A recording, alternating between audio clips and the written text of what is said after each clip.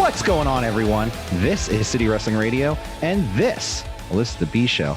I'm your host, Corey Smith, and I'm joined via professional Zoom chat with my co-host, as always, on the B Show, Mr. Michael Pagara. How's it going?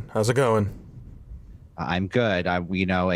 As you may know, if you're an avid City Wrestling Radio follower, because I'm sure you are, you watch all of our shows, you know that we are out of the Northern California area, specifically San Francisco. That's why our colors are orange and black, because, hey, go Giants. Unfortunately, something else that was orange today that we had to deal with was the entire fucking city.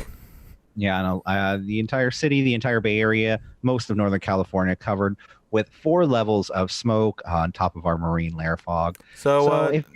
Excuse us if we're feeling a little bit blue about the orange. And also... It was kind of a bummer. It was kind of a bummer, dude. All day, too. We've been breathing it in all day. Like, the air quality, it wasn't as bad as it was the weekend before. Say that to the inches of ash I had on top of my car. Well, I can't because they're not actual living things. Maybe they are. Maybe they were. That's the creepy part. But if you're in Northern California or in the Oregon area dealing with the fires and the smoke and all that BS, I'm sorry. But let's just take about an hour. Just let's talk about some wrestling, because, hey. Yeah, it's a shitty situation. It's a shitty situation. It's dark now. It's dark now. Like, quite literally, it's dark now. So technically, the sky is its correct color right now. Who knows? Honestly, who knows what's going to happen? Because people, they don't have a forecast of how long this might actually last. Like, who knows? This might actually last like a week or the rest of the week. Yeah. Well, like I said, we are with you, and we're going to, this is our weekly NXT and AEW review. As you may know, NXT did happen a couple nights ago, where AEW Dynamite just happened last week, whenever you're watching the show. It's recorded 9/9/20. As lovingly illustrated by the corner. I was saying on the last show, you don't know when these people are going to watch it. I mean, we're just letting them know this is when it was recorded. It's up to them to when they're watching it. This could be my son one day, or daughter, or non-binary child, just deciding, hey, you know what? I'm going to go rewatch wrestling, and I want to listen to what my dad thought about it when he was a young, spry young man. And he would listen to it, and he would say, "Wow, man, Dad!" if he or she or non-binary thinks that this Corey right now is a spry young man, God knows what Corey currently, what that kid would think Corey is now. I'm just yucking your yums, man. You can yuck my yums all you want, but that's a phrase. Don't make it weird. We gotta. I've never heard that. Yuck the yums. What? Because you don't watch enough ESPN, that's why. Okay. Like I said, we're here to talk about NXT and AEW Dynamite. Shout outs to Stephen A. Before we get into all of that, even you, Stephen A. Smith, watching at home, don't forget to like, share, and subscribe at CWR415. Facebook, Twitter, and Instagram is the best way to stay up to date with City Wrestling Radio. I'll do it right now, Corey. Yeah, do it right now. Go on there, and because, I post cool stuff all the time. I'm the head of the social media team here. Yep, you are what everybody wants. And you get cool stuff like This Day in Wrestling History, which, did you know? What happened today, Corey? September 9th, the WWF debut of one Richard Fleer. Wow. He went by the wrestling name Ric Flair. You may know him by that better. Today is the 21st anniversary of the Sega Dreamcast. I was going to make that for our gaming channel once we make one. And Dreamcast, that was a fun system. The PlayStation 1 also released 25 years ago today as well. Wow. Final Fantasy 8 was released that day as well. I think we talked about this. Didn't we do like a 9/9 show where we said this exact same thing? It's all a blur to me. Time's irrelevant. Whatever. Maybe. But you know what happened 22 years ago and about 4 days ago is Sunday Night Heat, where me and Jose review each week the 22 years ago episode. That's really a mouthful to say, but Sunday Night Heat, we do reviews of it, retro reviews. Go check it out. The little link up there at the top, or where a little thing that pops out and it's like suggested video. Go watch that, because I'm suggesting you should, at least after this. Click open tab in new link, or new tab there. We're gonna talk about some news though before we talk about AEW and NXT. I think I'm going to kick it off with some New Japan Pro Wrestling news. I think that sounds about right. That's a wrestling promotion, and we are a wrestling show, and we're at the wrestling news section. What the heck? Lay it on me. Yes, those are things you would say before talking about the news. But the participants and blocks for this year's G1 Climax Tournament have been announced.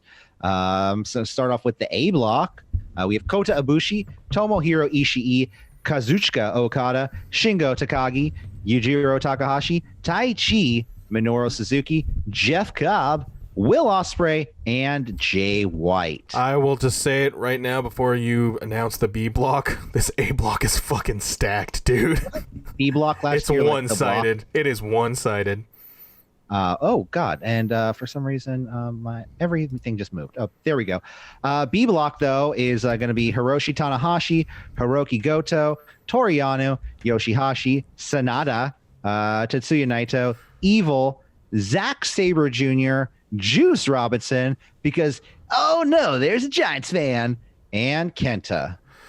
There's going to be a lot of but before you get there with the A block, there's going to be plenty of conversation had with the inclusion of Will Ospreay. You know, considering what has been out there in terms of just the amount of controversy that man has bestowed upon himself. Yeah. Well, I mean, if they're announcing him for the G1, it sounds like New Japan is totally fine with putting him back on the card. Oh yeah, no, Japan don't care. Like that is just the way things are sometimes, where they can do a lot of right things and a lot of right decisions, but in terms of like a social cause, they blind spots. They have their blind spots. Yeah, I have my own things about Will Ospreay now. That's because he was literally a year ago one of my favorite wrestlers. You know, we were at that show. I mean, yeah, and now I look at him and just like it's going to be it is definitely just going to be a point of contention for a lot of people, and for me personally, it is. No, it's not. Yes. But then there's just a crap ton of baggage to it. No matter how much you feel about Will Ospreay or not, you know. Also, he's a foreigner, and that's also the interesting part is that they're getting the foreigners. When is this G1? When is the G1 happening? Starts September 9th, so 10 days. Yeah, 10 days. So they would have at minimum they'd have to be there today. They'd have to arrive at the country today and then quarantine. Yeah, no, absolutely. So they are literally at the wire at this point. I wonder how long these guys that go to AEW quarantine, you know? I mean, AJ Styles, he himself, when he said he got COVID during one of his Twitch streams, he said I got COVID. I was in the basement for 10 days and then I got it. Some people, it's worse for them, but for me, I just had it. I know he said I had some boogers and that's it. Did he really say that? Yeah, he said I had some boogers, and that's it. It is so that the Twitch stream. I know that's like it's not within our 48-hour window. I mean, we kind of did talk about it, but AJ Styles, him continuing those Twitch streams, it's they got 30 days. He's continuing. He said we're in business.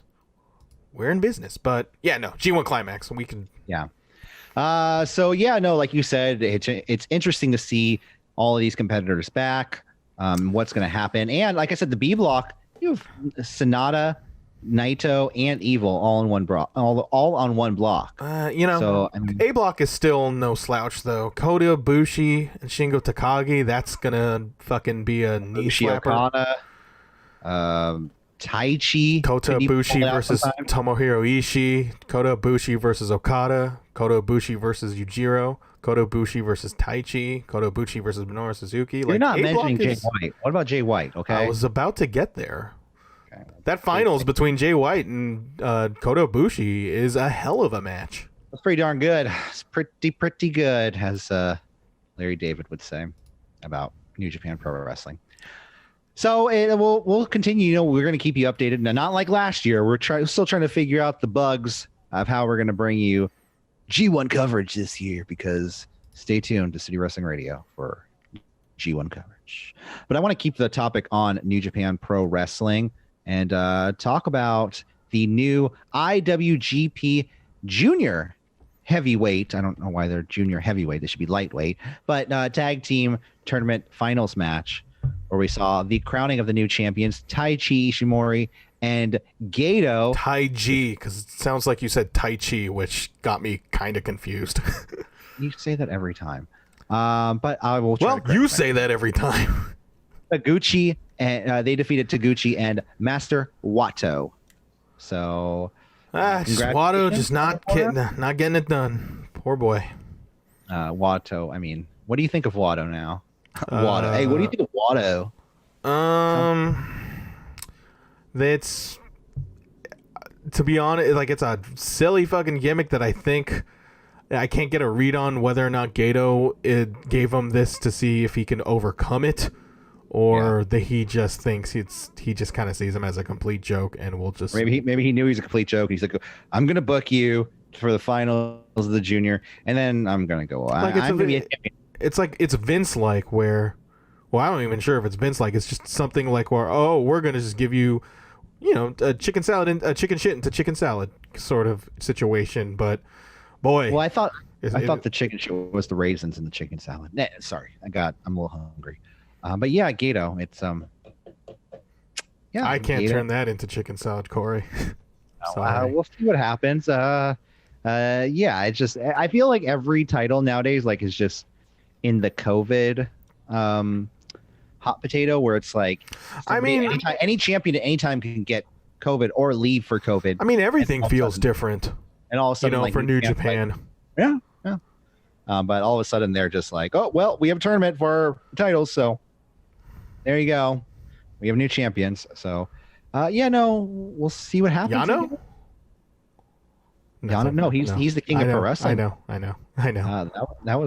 That's something. So I wonder if that's going to change hands during the G1 at all, because that's something that's supposed to change hands. You could defend it like a title. I'm not going to lose sleep over whether or not that's going to happen, Corey. But nonetheless, it happened.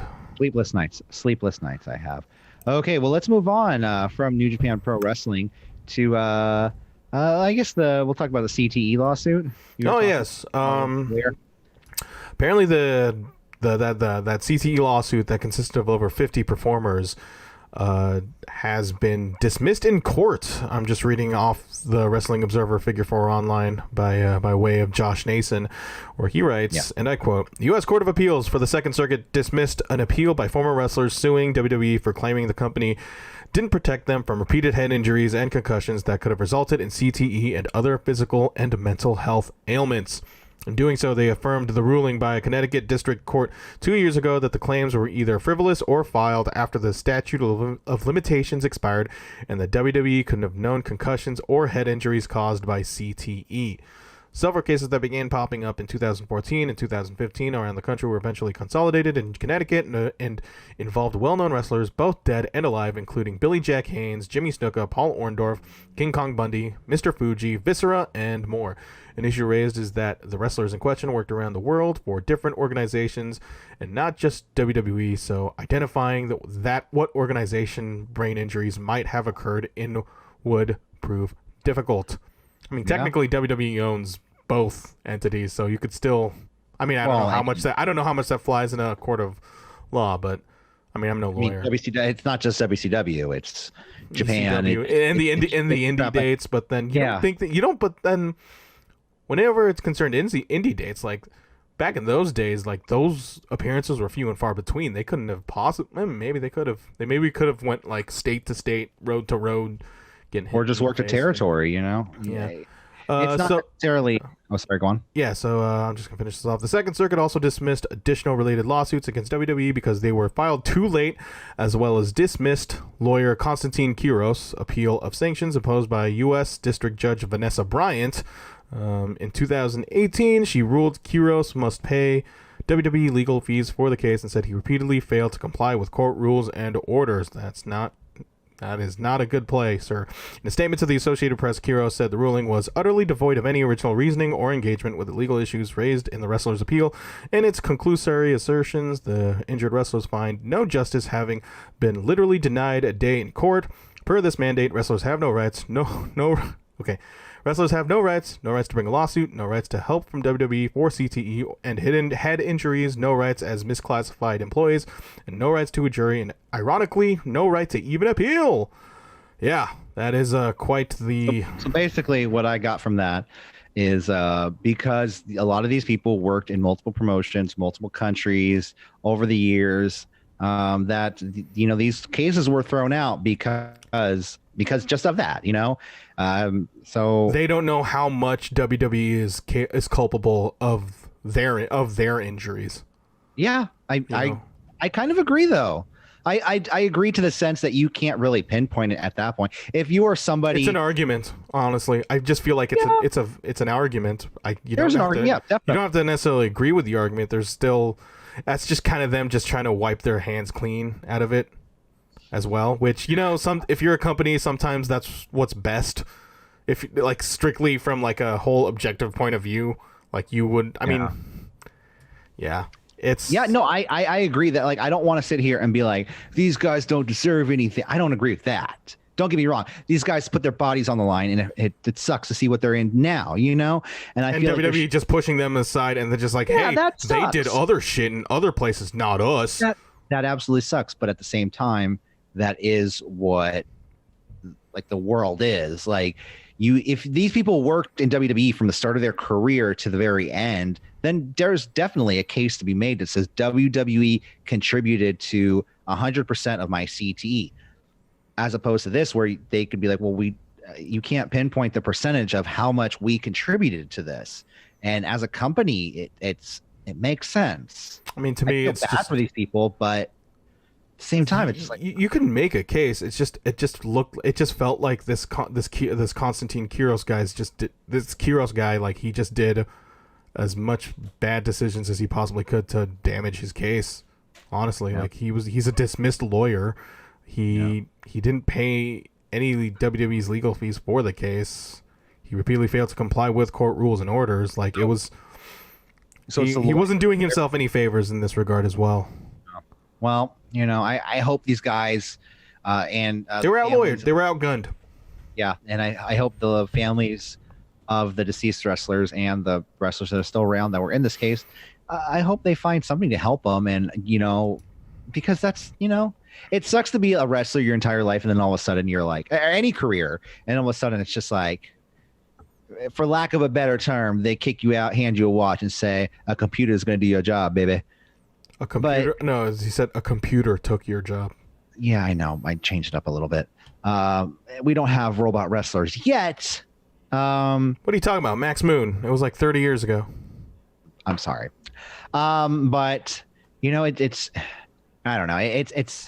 It makes sense. I just said it sucks to see wrestlers out on, you know, that are like in, like, they do the things where it's like they go to Cauliflower Alley and they just, you see them just trying to get by. You know, you see a lot of them start GoFundMes eventually for their health problems. Who was the one recently? God, you're asking me what wrestler recently started a GoFundMe? GoFundMe for health problems, yes. And I thought you would remember, but it's okay. I don't either. No, I'm saying that's the thing. It's so it's so vague, and it's so, like, in general, like, because it's such a common occurrence. So, I hope WWE sets something up, you know, not for... They won't, but, you know, you can always hope. And that's what should happen, though. That's what should happen. Okay, Raw, they drew their lowest rating since Thunderdome began. The only reason why we found out today was because of Labor Day weekend. So, I mean, Raw on Labor Day did 1.73 million viewers and a 0.48 rating in the 18 to 49 demographic, aka the Demo Gods number. You know why? Because it sucked. What, did you see Raw? I watched some of it. I don't know. What did you see? Retribution has their own logo now on a screen. Yeah, and it's clearly Dijakovic in the leader of Retribution, and yeah. First to third hour drop was 8%, actually low, but that was because the first hour was started low due to Labor Day. Labor Day traditionally has people starting the show later than usual, peaking an hour or two and then falling. Usually the third hour drop isn't as bad because so many tuned in after 9 p.m. as compared to a usual week. Yeah. Yeah, that's the Thunderdome has certainly lost its luster Something You know what? like The Thunderdome lost its luster with me last Friday. Lay it on, okay? Corey. Go on. Because you know what? I signed up to be on a Thunderdome, Mark. and I was accepted. And you can only click the link once. That's so dumb. Well, hey, listen. They only have so many seats to fill in that Thunderdome, Corey. They want you to like accidentally click it, so be like, fuck you, move on. Next one, bye. I mean, like you're in a queue, right? What? Like, listen, they have a lot. No, it's not in a queue. You're supposed to just be there at a certain time. For some reason, it told me 5:15 when I'm like, the show starts at 5, so I don't know how that works. Completely. Do they rotate them out? I feel so bad for you, Corey. It is an utter tragedy you didn't make it into the Thunderdome. Well, you know what? There's always next time. Are you gonna try again? I mean, you could. Like, hey, listen. I'm gonna shoot for Night of Champions because I will actually be at home watching it, so I can actually kind of react. Whereas opposed to this, where I was at work and I was like, I was gonna say, like, do you think you can just that is a way to just watch that show for free? I don't think so. I heard you have to be watching it on your TV and then like your computer records you. So I was just gonna like react when they told me to react. I'm like, oh yeah, that's how they get you. No, APW, things like that. Let's show me those hands, Corey. Show me those hands. Now take off your shirt. You want to be a star, don't you? Take it off. Leave me alone, Adam Pearce. Oh my God, head of security, Adam Pearce. He's getting a big ass role now, which is I mean, how many more weeks though? That's true. I feel like two more weeks he's gonna get beat up by somebody, and we'll see. I guess let's talk about some Vince McMahon news. Oh, boy. Vince McMahon fell off the Forbes 400 list. Vince McMahon was one of the 25 billionaires mentioned in a Forbes article listing all of the billionaires that dropped off this year's Forbes 400 list from last year. His net worth of $1.8 billion as of July 24th, 2020, fell short of the $2.1 billion required to make the list. The COVID pandemic was blamed for being for his downfalls this year. Meanwhile, Shahid Khan, father of AEW's Tony Khan, his net worth is $7.8 billion and was number 66 on the Forbes 400 list. That's just not a fair comparison, Corey. What's not a fair comparison? Because Shahid Khan owns 5 more things than Vince McMahon, dude. Well, Vince McMahon owns an empire, a wrestling empire. He owned the XFL. He got stunned. Keep going, Stephanie McMahon. He got stunned. No, if I was Stephanie. Okay, Khan is also the owner of the Jacksonville Jaguars, of the NFL, Fulham FC, of the Premier League, and co-owner of All Elite Wrestling. Ding, ding. He's the second richest NFL owner with a net worth of $11.8 billion after David Tepper, Carolina Panthers. Wait, I got $7.8 billion over here. Yeah, well, fuck off, Corey. All right. He's the richest person of Pakistani origin. Yeah, good for him. That's cool. That's good to see. Yeah, him being rich. Yeah, billionaires. Let's give it out for them. Well, he's what, got crazy. He's got crazy hair. Corey? I'm looking at a picture of him right now. He's got crazy. This is Wikipedia. You're looking at his Wikipedia article with his ponytail. No, I'm looking at the Forbes actual website where it has $7.8 billion. It says on Forbes. So I'm gonna go with that, and not you. Sorry, but they beat you out. No, he's crazy hair. I'm just kidding. I'll take your advice, Michael. So yeah, Vince McMahon's not as good as Shahid Khan. Jesus Christ, that is your clickbait article of the day. That better be the title. This seems like a very, very small, it's one of those things where who the fuck cares about this? But then it's also one of those very things. No, it's also one of those very small things that Vince McMahon would definitely fucking care about and probably dedicate. He'll probably write a fucking angle about it on Friday Night SmackDown with Michael Cole just saying, "Oh, that dirt sheet," and I'm not talking about Meltzer. I'm talking about Forbes. That fucker. You see Michael Cole, fuck you, Forbes. And it's whoa, dude, they never said that on Fox before. But nonetheless, no, he'd be willing to pay the millions upon millions of fines in Fox just to say that, and he'll just drop even lower on the list because of that. Because Shahid just says, or he just goes out and says, "F you, Shahid," and you're like, "Whoa, Vince!" Just twirls his mustache. Yeah, Vince grows a mustache and then twirls. Oh, I'm talking about Shahid. Oh, yeah. Shahid. Well, I mean, that'll be it for the B show. I mean, I think that's it for the news, unless we're going to talk about that one thing that we talked about before the show. Oh, the fact that AJ Styles is on stream about. He's on. About that. Okay. Well, yeah, AJ Styles was on a stream. He talked about. He talked about how we're still in business. Yeah, we said this earlier in the show. Yeah. No, I mean, I was talking about Marty Jannetty. Oh, he said he didn't kill the man. Right? He said, that was like he was like the robot from iRobot. He was like, I did not murder him.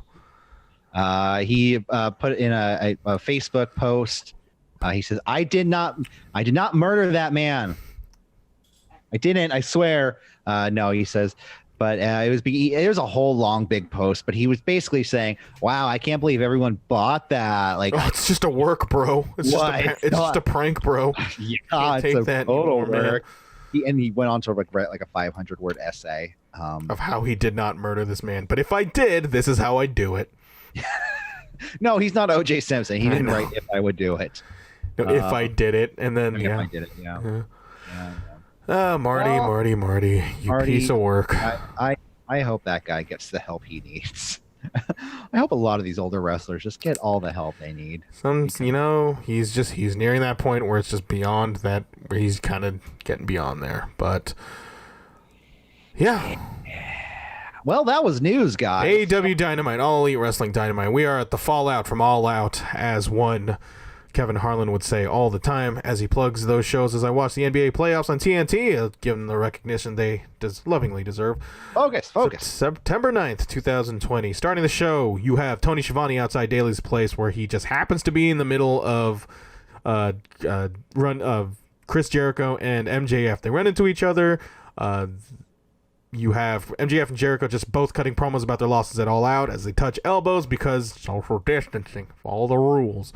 And, hey, we're all obeying the rules. It's fine. Everyone's on touch. And the interesting part is that when they both leave in different directions, it has a split screen, and they're just both disgusted about each other. You see Chris Jericho with a disgusted face, and then you see MJF saying, "What a loser," which, again, one of many setups. One of many potential setups in this show. And this was kind of a recurring theme in this Fallout from All Out episode. Which, I mean, what did you? I mean, just real quick. Did you like the show? What do you mean? Oh, I thought this was a fantastic show because I thought it was like a mediocre show despite a lot of stuff that happened. The thing is, I looked at it.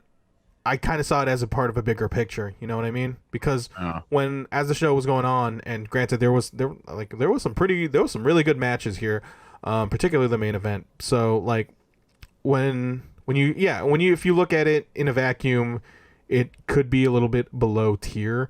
But then I think it was just they were just willing to make that show be what that is in service of what comes next. Because when they were doing those, because before every main event, I've watched Dynamite and took notes on it to realize this now is that before the main event they set up what's to come in next week and the weeks after, and when they were doing that list, it was super exciting.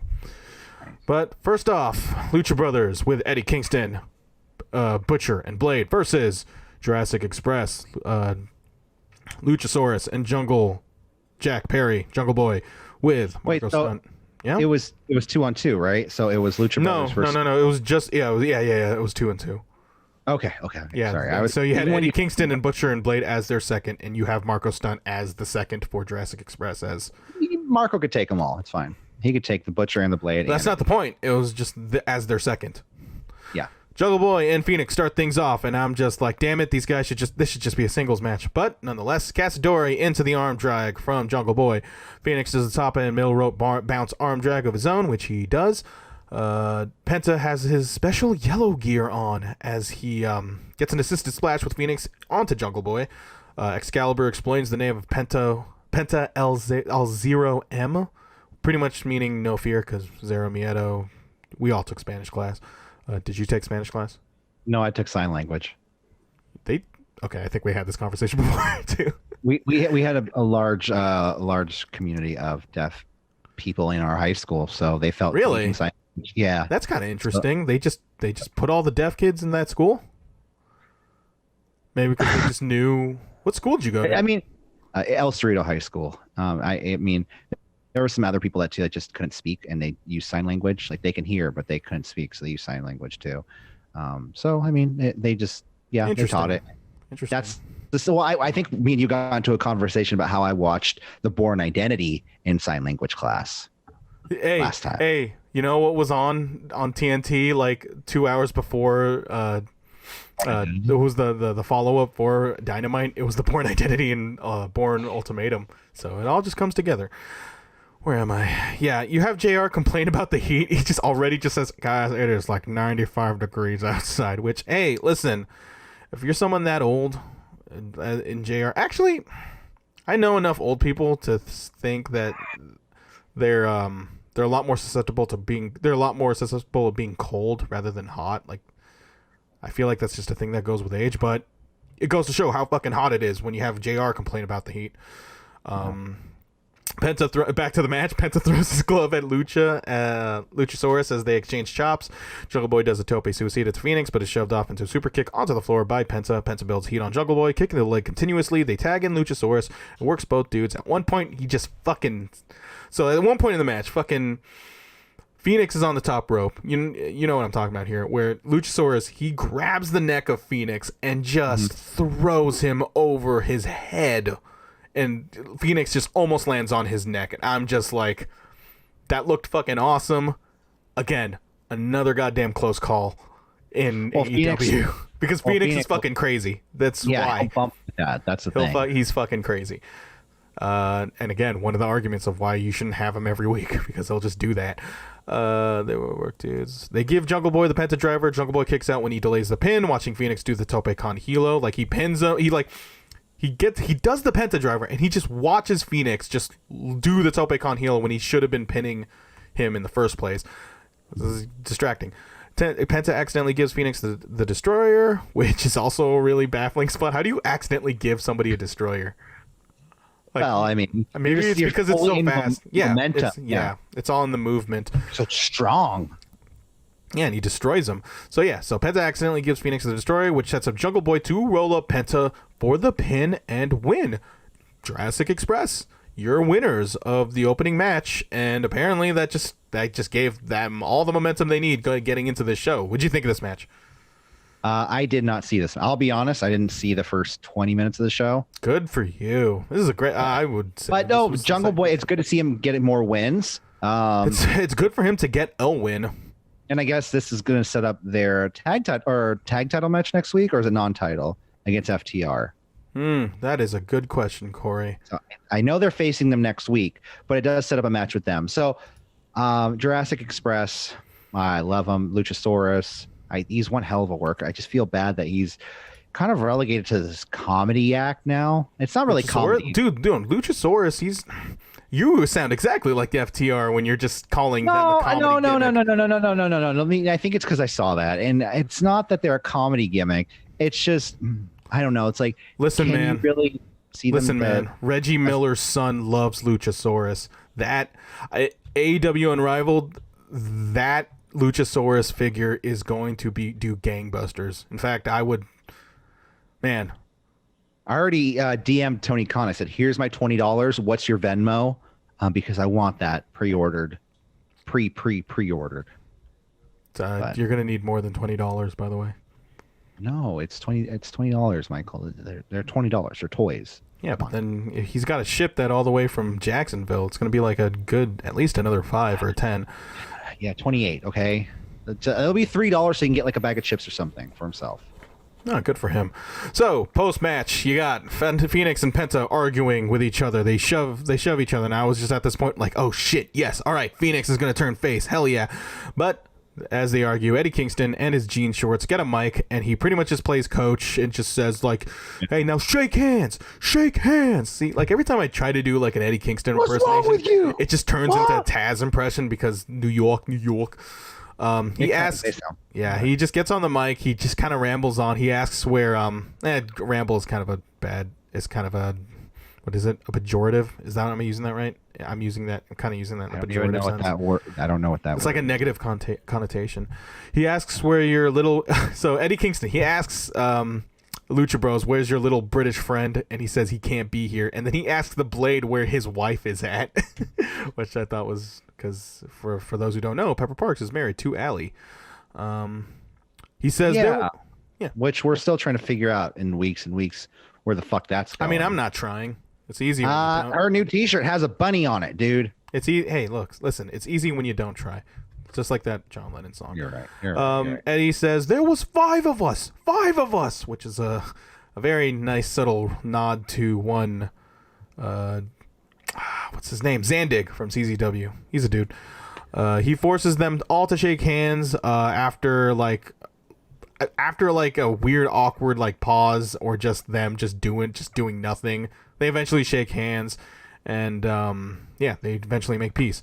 So after much mediating, Kingston says that he makes sure he stares at the camera and he says he never got eliminated at the Battle Royale, and tells the camera he's telling me to just look up the rules as he winks to end the segment. So I looked into this. So apparently he went under the ropes and he never went over the top. Really?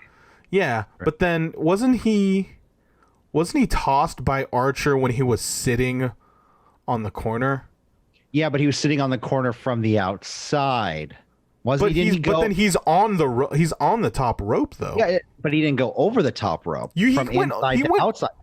No. If what you're saying is true, if what you're saying is that he went under the rope to go to the outside of the ring to the apron, then if he climbed up the side of the turnbuckle and he's still sitting on the outside of the ropes are like right here. He's on the outside right here, and then he gets tossed out. It's an argument. He's the Curtis Axel. He is WWE. Yes. Of the casino buy-in. This is his CTE lawsuit getting dismissed. This is an argument that's just being held up in a court of law. Yeah. So yeah, I was kind of hoping he was going to use them to win that, but whatever. So again, another setup for Eddie Kingston to be potentially a part of this main title mix. But as we go deeper into the show, and then when we find out dates of certain title matches, it's a fucking cobweb of stuff in Dynamite. Again, but some might call that a criticism, but I call that a notch in that show's badge, because who knows, man. But seriously, these that post match segment, I thought that needed to be a little bit tighter, because it kind of was shades of last week when you had that whole Taz, Jake the Snake, and Eddie Kingston just ramble off, and then they just beat up each other to set up the Casino Battle Royale. Well, that was we didn't talk about it last week because there was no P-show last week. I thought that segment was really bad when it should have been really good. But they just need to be tighter. Jake's Jake. Well, speaking of which, we got a Jake insert promo. Thank you for that segue. He talks about Moxley playing the good guy and driving fancy cars, and he and Lance enjoy. Well, the thing is, if you enjoy driving fancy cars, me and Lance enjoy trashing cars, and they love to get wet. This is the first time I'm hearing it, because like I said, came late. He said they love to get wet, and I was like, thanks, Jake. Jake trash cars and get wet. That doesn't sound like a healthy lifestyle, Jake. Come on. Oh yeah, that's true. That's true. Archer says Mox is AEW champion for far too long, and there's nothing he can do. There's nothing he can do it, and my notes is really fucking bad. Archer says everybody dies. Everybody dies. Everybody dies. Yeah, wet and dirty. Here's my snake. And then he just rips Jake the Snake's shirt off again. Oh, I still feel terrible for Jake when that segment. He just had the saddest face when that happened. No, I don't. Come on, I like this shirt, man. Don't do it. And Tony Khan's like, rip off the shirt. No, he wouldn't say that. He's like, hey, come on, Jake, are you a team player? You should rip off the shirt. I really think it'd be great. The Warner Media execs would just let you know that they would like it if Cody was a judge for that show, and for you to rip off the shirt. Yeah, should we rip off the shirt? That's a great question, Jake. I think we should. It's a fantastic question. Yeah. No. So thank you so much. First off, so much for being here and asking me that question. But Tony Khan, I hope you are in this picture for a very long time because I want to keep doing an impression of you forever. Yeah. As long as we do these shows. Matt Hardy comes out and he seems to be in good spirits. JR says he was in the eye of controversy, but he says he looks good to me. So Matt comes out, he has a mic, he says the audience is part of their magic and thanks them. And he thanks me too as he points at the audience member watching Dynamite. Thanks, Matt. So he says, very interesting wording in this promo where he says he suffered a very scary fall. Not one word mentioned concussion at all. Yeah. That was just the term that they was persona non grata for this very show. So Matt, he says he appreciates the outpouring of love and support, and after a myriad of tests, expects a 100% full recovery, which, well, what test was that? He calls himself the luckiest man alive and acknowledges his wife, Rebby, and newborn baby. And you see Rebby holding the newborn baby. I forgot the name of the baby, but... Oh, was she there? Yeah, Rebby was there, and she had a mask on, and it just had a close-up of her, and then she was just...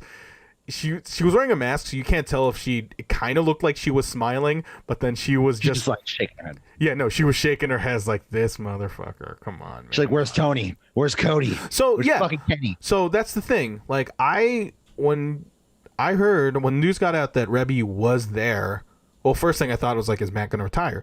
But I also thought about, do you think that they just had like a closed door meeting with Rebby? And I think she demanded it. Yeah, I mean, I would imagine knowing Rebby, seeing her Twitter account, they had to have a conversation of how Rebby was being rightfully vocal on Twitter, but then also and they probably want her on their side. I think it's better if you have mend those fences at least a little bit. Yeah, invite her in, talk to her, and say, hey, listen, show their side at least, and then at least let her have her say. That scared. We will, me personally, maybe Tony, maybe somebody there will say, hey, listen, if something like this ever comes close to this, that happening again, we will be in full contact with you. And again, we are hoping that happened. Rebby Hardy herself is probably listening to this show, and she'll tweet us and say that never happened. Why would you think that would happen? Don't even think, you piece of fucking shit, Corey. I'll find you yeah. Well, I do think she had the best. I think she had the a very fair reason. Oh yeah, no, 100%. She's kind of in the right in this sort of regard. The father of her children could have died, and if the father of my children could have died, I would have been equally as pissed. On Twitter, probably on Instagram too. So here's the thing. I'll just go through this segment and then we'll talk more about it. So Matt apologizes for putting everybody through that match Saturday. Says the Broken Rules match isn't what he wanted it to be, and he squashes the beef with Sammy Guevara.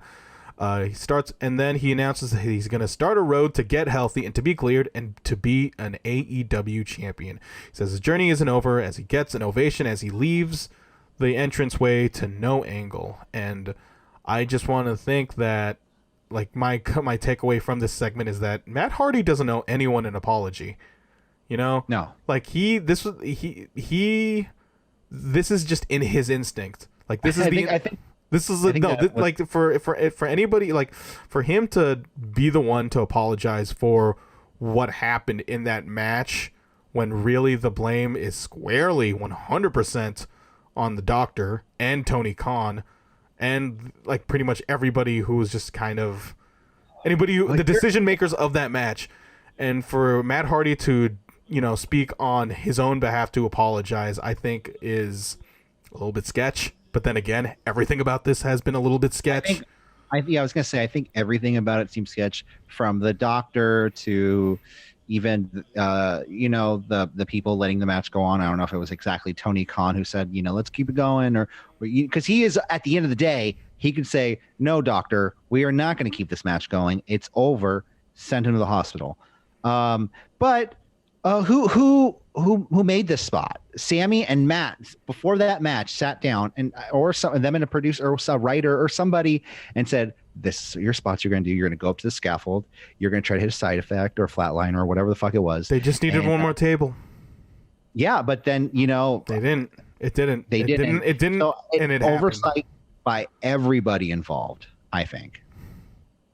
But But then that happens, and then what do you do moving forward? And that's where you would put the blame on the decision makers. And it's just that like AEW, they have built, that company has been built off the audience like super trusting them, and this being kind of like their first hurdle in terms of how to handle a situation, like. To think that they passed with flying colors would be a bit of an outright lie, to be honest with you. Oh no, some might say they failed. Yeah. But again, concussion, persona non grata in this segment, and hey, listen, what do you think this means for Matt Hardy going forward? Like, do you think he's like just going to? You think he's just going to like? He says he's on the road to he's going on the road to recovery, pretty much meaning like health and healthy yourself, right? Yeah, he's just trying to be healthy. Like, you think he's just going to like take a siesta, an extended siesta, as Excalibur would say? He could take a break for a while. Because like out of all the things that has been set up, he did that. He didn't really set himself up for anything because there was no angle after this. Maybe he might just have some gimmick where he's just like Mr. Health Nut. And he just takes like the Austin Aries like route of things, and just like, you need to go vegan. That is a good well to dive into, the Austin Aries well. That is pleasant for all people involved. That's another thing though too. It's like, is this going to be? And I know, but it's just like Corey. He is in the eye of controversy. He came in as broken Matt, and then he was like, then he legitimately got broken. Then he became Then he didn't. Then he got hit in the head, and then all of a sudden he's like, "Well, I'm going to be Matthew Hardy," and then he fell off the scaffold. Remember, this is a second concussion. Be different. That's a second concussion in weeks, right? Yeah, of like, well, not weeks, but less than a single-digit number of weeks, I think. Cursed ass feud. Well, but we'll see how it goes. We'll see how it goes. Orange Cassidy versus Angelico. They recap the Mimosa Mayhem match that Cassidy won, and he's extra shiny tonight. You look at his chest cavity, you could just see like a grease pool in there. It's quite this visual. And Angelico gives Orange a cheap shot off a Jack Evans distraction. Orange keeps unscrewing Angelico's arm locks. Angelico... Is it Angelico? Or I'm going to say Angelico because it's funnier to say. Angelico gives Orange a Navarro Dos Mio, thanks to Excalibur, but reaches the ropes. Orange does an elbow suicida and a diving crossbody, then a swinging DDT. Orange punch to Angelico. Orange Cassidy wins. Post-match. Okay. Assessment on the match. Orange Cassidy, they wanted him to have a win, and Angelico was the man to get beat. Did you see this? Did you see this? No, I did not see this yet. Okay, so Jack Evans. I think we're getting there. Jack Evans argues with the ref, and then Santana and Ortiz beat down Orange because they do that. Best friends come to the rescue. Chuck calls them ding-dongs and challenges them.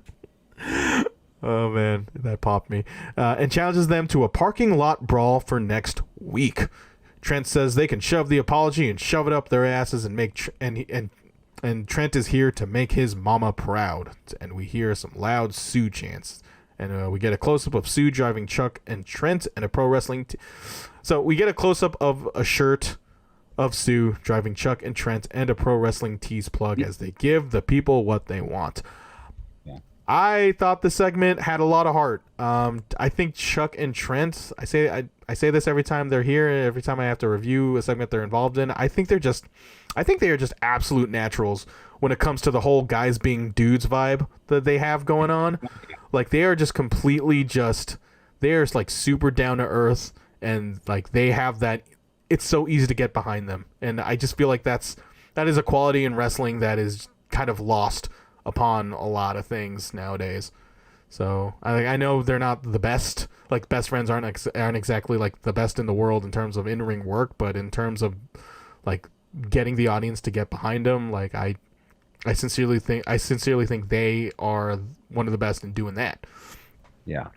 So we get to the back. Alex Marvez, he knocks on the door of the Young Bucks. I'm here. I just turned it on. Oh, what's on TV? Oh, look at Dynamite. Look at that. Ooh, Alex Marvez. He's backstage. Yeah, it's not like I have to be in a podcast where I'd have to give my thoughts on this. Well, I have to take notes at least on, anyways. Alex Marvez gets super kicked by the Young Bucks. This is okay. First off, this looked Alex really Marvez, okay. First off, no, this looked super fake and weird. Yeah. First off, Alex Marvez, he's just like, I'm out here outside the Young Bucks. I'm going to try to get a question. He's a beat reporter. Yeah, he's going to try to get the questions. No. The way he was just like, I'm going to get the question. Knock, knock, knock. I don't know. Knock, knock, knock. Do you not remember like the Lord Alfred Hayes segments where he would just try to? Oh no, but Lord Alfred Hayes would be like, I'm back here right now trying to get a question from Andre. Then Andre, what is going on with you and Bobby? He would open doors like uninterrupted, like not even knocking. He would just open Alex the doors. Marvez? Yeah, Alex Marvez should have just opened the door and said, Young Bucks, get your asses out here right now. I have a question. Me and Gene would have gotten the answer and not got super kicked. Just saying.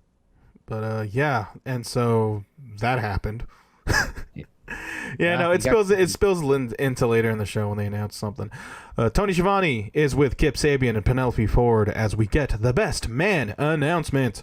They big time and ignore Tony and tells him to go away, Timmy. Kip plugs his Twitch channel and says he gets asked he gets asked by people in the chat if they can be the best man. If they can be the best man. If they can be the best man. And then some rotund man named Puff comes out because he's fat. He gets asked if he comes out and Kip shoos him away and says he's the best at subscribing. He's not the best man. And which I thought was kind of a swing and a miss. They try again as Kip points at the entrance, and he points at the section of the entrance. The wrong person comes out of the wrong entrance, which I thought was funny. And it's Brian Pillman Jr. and he comes out, and Kip tells him to get out and that his birthday sucked, which is it's probably an inside joke that I just went over my head, just like everything else regarding Brian Pillman Jr. And then they actually do announce the best man, and it turns out to be Miro, formerly known as Alexander Rusev of WWE. He comes out with a $675 Gucci shirt and bleached hair and fire ass Yeezys, bruh. And yeah, he's all elite, that Miro. What do you think? I don't know, man. What do you think so far right now? Let me just finish the segment. He says 10 years under the same house, under the same glass ceiling, reaching that imaginary brass ring, and says you can shove that ring up. You could take that ring and shove it up your ass. He plugs his Twitch. He plugs his Twitch channel, and that he's the best gamer, the best man, the best whatever. He says his name is Miro, and he's all elite. And I thought, this is boilerplate former WWE guy just sticking it to his former employer. Yeah. And he has had quite the transformation, to be honest with you. He dyed his hair. He dyed his hair. He worked a bunch of people into thinking he becomes a Twitch influencer until a point where he actually kind of became a Twitch influencer. He's having he just kind of has this whole vibe going on with him where he reminds me of Pete Davidson now. He's slowly turning into Pete Davidson of King of Staten Island. Because of the bleached hair. Losing his mind and with all this money or something, or he is a little bit. I mean, he's wearing a $675 shirt. First off, I can see Rusev and Lana eventually one day just meeting casually, even if they just had no money and getting together. I do not see Pete Davidson unless they went to high school together. Pete Davidson and Ariana Grande. That's not the point. I'm just saying what it is the point to me. What Rusev is slowly turning into what Pete Davidson is now, which is just this sort of how old is Miro? Hold on, let me check this. 33. All right, Miroslav Barnyashev is 34 years old. God damn. I was pretty close. How old are you again, Corey? Yeah, you don't have to 33. answer. Okay. How old are you now? Never mind. Nobody cares. No, it's a rude question. That's why. Anyway, yeah, Miro, he's all elite. Did the boilerplate promo interview. Well, it came off as a face promo. And it's just like, does he really need to be the third guy? Dude. And it's like he just came off as another dude. Yeah, no, definitely. But he's in the mix. He's in the mix. The third wheel to Penelope Ford and Kip Sabian. He's the best man.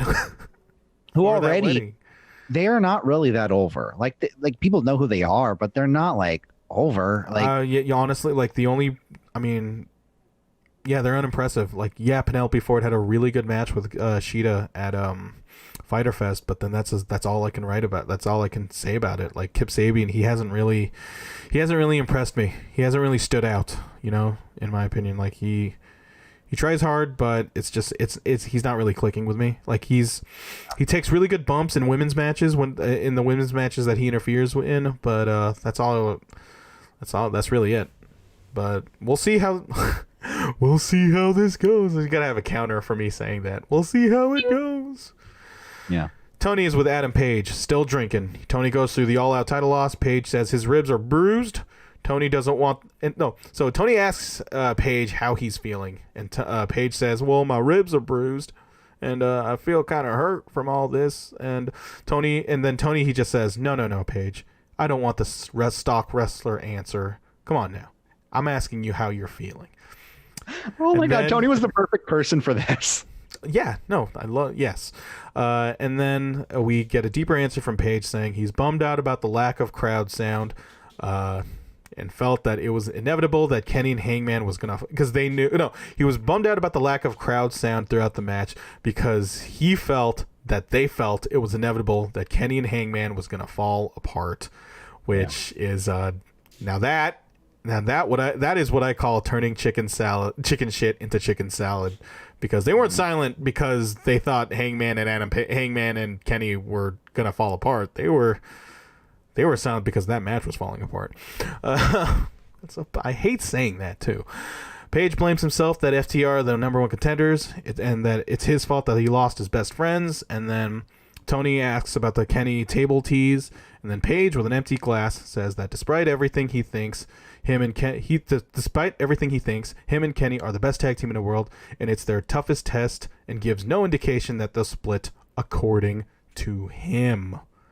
Yeah. I thought this segment right here was a good clarification of what the direction of this feud is, because I think going into All Out, the dynamics was a little bit kind of iffy.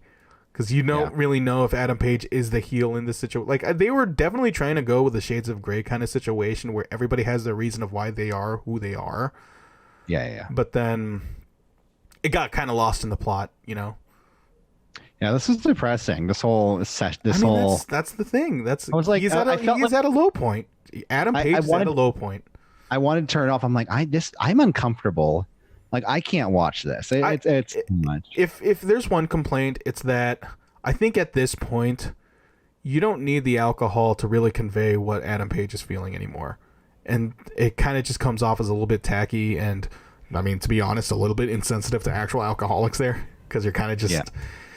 I don't think you really need the drinking anymore, because like at first it was kind of fun, like the fact that Adam Page he's gonna make Matt Jackson hold his beer and then do the buckshot lariat and ask for the beer back. Like that is a great moment. That is badass. And now I think it's kind of ran its course. I think it's time to close that tab, Adam Page. But okay, do you just complete the storyline, or do you just? I'm just telling him to stop drinking. No, but that doesn't really. At the same time, you sit there. You said something about it's kind of disrespectful to alcoholics. I think it'd be kind of disrespectful to not see him go through the full range of motions. You know, honestly, I feel like if you just lose that, you wouldn't lose that much. I think we're in this story now, and I think, like you just said, the hold my beer, I'm gonna do the buckshot lariat. That was awesome. That was great. And that's how a lot of drinking starts. It's time for you're telling me it's time for the anxious millennial cowboy to grow up. Well, it's time for him to maybe seek out help. Maybe him and Matt Hardy need to go to Diamond Dallas Page. I don't know. Yeah. More on that to come. Chris Jericho and Jake Hager versus Sonny Kiss and Joey Janela. No disqualification. That was weird. Judas is sung by all the people attending. Hockey fist fight between Janela and Jericho. They give Sonny and Joey a lot of... They give them a lot. Stereo drop kicks to both Jake and Jericho as they pose. Joey gets a chair out. He uses it on Jericho. Really just wallops him with it. Like, it just looked... They really gave it to him. Jericho does a Saito suplex on Jericho to the leg of the chair. He drapes the chair on the second rope. Jericho runs into it, of course. And then they go over the dark results from yesterday. They and I'm only saying this to pander to you, Corey. Will Hobbs, his first win in AEW Dark. I don't know who he beat because I didn't reach it at that point, but it was some jobber. Yeah, Ricky. Did you watch Dark though? Like all of it? No, you should watch the Ricky Starks and Ben Carter match. Okay. The way Ricky Starks times his entrance in that particular Dark episode, I'm just absolutely floored by everything that guy does, but we'll get there. Hager is being very giving to Sonny Kiss as she lays it on both him and Jericho. Hager stupidly tries a Hager bomb to Sonny, not knowing. Okay, so he tries to do a Hager bomb to Sonny when Sonny is holding a garbage bin, thinking that has zero effect on Hager. Like, he thinks it's gonna hurt Sonny more. Like, it's gonna hit that too, dude. But Sonny, she raises the trash bin and it hits Hager's dumbass face. Janela gets catapulted to Hager, who throws him to the table. Sonny Kiss dives to both of them, and it's just all Sonny at this point. She is beating up just both Jericho and Hager in like a surprising degree. Well, Sonny, when he held up the garbage can, I thought it was kind of confusing for a second, because I think it made sense when you think about it. Like you just said, oh yeah, you're gonna fall into nothing about that spot made sense, but then falling into a garbage can would hurt, and if you hold it up and it doesn't hit the bottom person, then it would hurt the person on the top. But then it was real life logic being applied to wrestling, and that's where you fucked up, Corey. It's just like whoop, out the window. That was wrestling logic gone. Like I said, that's where you fucked up, Corey. Yeah. So yeah, she goes to town on both of them. Showed fantastic fire. And as soon as I type that, Jericho gets the fire extinguisher and extinguishes Sonny Kiss just like that. Hager slams Sonny for the pin and win. I thought this match exceeded my expectations. I thought this was just going to be like Jericho and Hager just getting their respective wins back, and they did. But it was a fantastic spotlight for Sonny Kiss's offense. You know, like her split-based offense, or like using them legs. And Joey Janela just kind of being kind of the anchor to this team. Like, he's not really like, if AEW Joey Janela, nothing really to write home about. His match against Serpentico was above average at the pre-show, but to me, I think he was just sort of just there for this tag team. Yeah, no, this was this was another tag match where Sonny Kiss just outshined everybody. Yeah, here's the thing about this, though, is that Janela, his singles matches, they're all right. But when he's in a tag match or a multi-person match, he really shines because he has the spots that he can kind of come in and come out of. I mean, isn't he kind of known for like a hardcore, like, garbage match wrestler? And not say garbage match. I would say hardcore, like GCW hardcore, hardcore that was sort of his bread and butter. That's what he was That's what he was kind of known for, right? Sonny Kiss looks great in this match. Everything you said, times a million. And then also the one great thing that I've noticed that really just clicked in my head is how giving Chris Jericho is being with this younger talent. I feel like that's just his mantra. That's what he wanted to establish himself as the first champion, and then for him to just do this. Think about all the times that he never got that shine or that shot. You think about times with him in WCW with Bill Goldberg, and when Goldberg didn't want to wrestle him because who's Chris Jericho, and things like that. And paid it forward. Yeah, paying it forward, and I'm hoping that a lot of these guys will continue that tradition of paying it forward to the future talent. So yeah. Like, you're still an idiot for doing Sturgis, which is apparently a super spreader event. Which you love to hear that, don't you? Whatever, that's never gonna get me. It's the Judas in his mind, You ever feel like you ever feel like you had COVID and you just never realized it? You can get an antibody test. Like, I just feel like just a little divert. Like, it's been this long, and I'm just kind of surprised I haven't got it with the amount of times I've went to Safeway, or how Just the I'm a people. delivery Just the people. Yeah, that's why I'm asking you. Running. Yeah? I go running. I don't like go out partying, but I've still like gone out and did the shit I need to do. Like your odds, knowing the like San Francisco isn't exactly like a fucking hotbed. Yeah. Is it? I mean, how is San Francisco? I don't think we're that bad right now. Like we're still in the red in terms of just like opening shit up, right? And I think that's they deliberately. We can't have gyms or indoor haircuts right now yet. But is there outdoor haircuts? Because I mean, look at me. I mean, you can't look at me, but you can go across the bay and get an indoor haircut if you wanted to. But yeah, no, my sister's boyfriend, like I think he got one at San Mateo, and I'm like, come on, man. I can give you my barber's number, but it's a little pricey. Okay, say it out loud. No, you don't have to. I mean, give him a plug. Post-match. Before that, post-match, Jericho says, All Out was a terrible night for the Inner Circle. None of them won. His boots are still squeaking. And he just says that he's going to move on, and he pretty much calls out FTR as they put their foot in the tag division. Well, Jericho and Hager, tag team, tag division. Yeah. Thoughts? The Proud and Powerful. What about them? What about Proud and Powerful? Like you can have. Well, why is now Jericho saying we're gonna do this tag team now and we're gonna go after those tag titles? It wasn't addressed. Shouldn't Proud and Powerful be like, hey, we want to go after those tag titles? No, but we want to go after those tag. And that's gonna be a back and forth. Oh, it's gonna be a back and forth thing. And then Eddie Kingston comes out and he says, "Listen, listen, listen."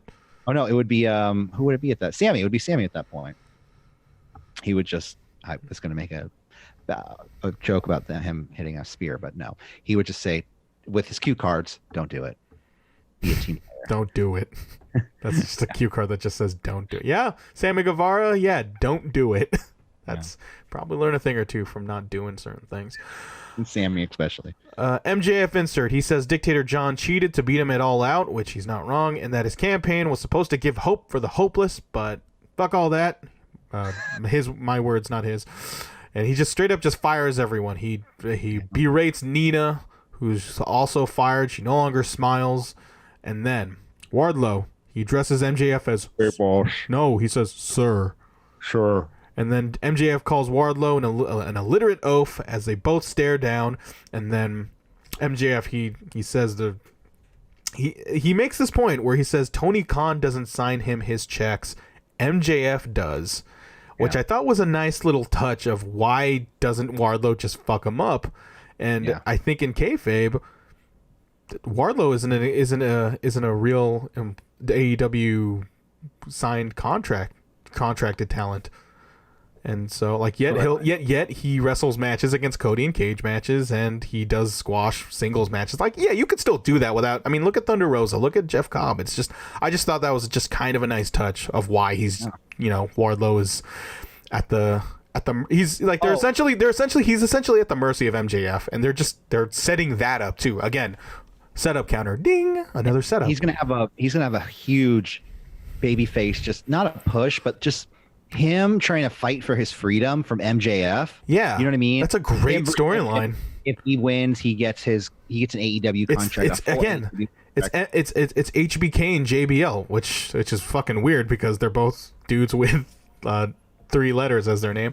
The whole HBK JBL slave story. And WARDLOW. Yeah, Wardlow, that dude has shades of Batista, like evolution. He really does, like that whole evolution. Then like the whole evolution slow burn with him and Triple H. Like I could see that. I hope they get crowds by the time he turns, because when he turns on MJF, he's a star. And Wardlow. Yeah. Well, hopefully they keep it going, and they don't just because I'm starting to see that's the seed. Like they're just gonna keep it going because he's at the mercy. He is at the mercy of MJF at this point. Gotta water it. Yeah, you gotta water it. Let's see. He says he's his only friend. Clearly, so MJF says Wardlow is his only friend, which he clearly didn't watch BTE this week because did you watch BTE this week? No, I haven't seen BTE. All I'm saying is that John Silver just loudly eye fucks Wardlow uncomfortably, and it's amazing. Watch it. Oh, I think I watched half of it, and I think they were trying to. John Silver, he just straight up just like, look at this beef. I'm gonna call him up. I want to eat him up. Like it just gets really. He just goes like 5 jokes too far, and when he goes 5 jokes too far, that's when it gets really funny. John Silver, man, he is the MVP of BTE. He's the bald one, right? Yeah. Yeah. So he threatens to put him on the street and asks if. So he threatens to put him and his family on the streets and asks if they have a problem.